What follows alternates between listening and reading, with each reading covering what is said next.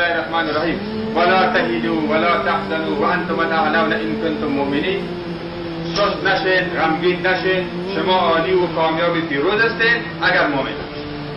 اگر ما به یقین که ایمان کامل داشته باشید، اخلاق اسلامی را مراعات کنید، بزدلی، ترس، جبن، ترس از مرگ، تسلیمی به دشمن ننگ بدانید، متحد یک دست باشید، باور به خدا 4 تا پنجابی هم برسد و خدا اگر دنیا پشت سرش استاد شود در برابر یک مردم مصمم اگر کسی شود. تاجیک باید سنگین باشه، تاجیک باید با غیرت باشه، تاجیک باید ورزشکار و قوی باشه، تاجیک باید بیدار باشه، تاجیک باید زیرک و دانا باشه، تاجیک نباید فریب کسی را بخوره به نام مسلمانی دروغی، به نام برادری دروغی، به نام وحدت ملی. به فکر ملتتان باشین، هوشیار باشین، با خدا باشین، با تقوا باشین، راستکار باشین، صادق باشین و از تمام ارزش‌های تاجیکیتان، تاجیک بودنتان پاسداری کنین.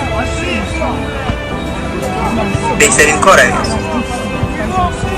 از زبان پارسی که زبان ما هست، زبان مادری ما هست، زبان علم و فرهنگ ماست، زبان دانشمند ماست، زبان بزرگ ماست، زبان تاریخی ماست، حفاظت کنین، پاسداری کنین.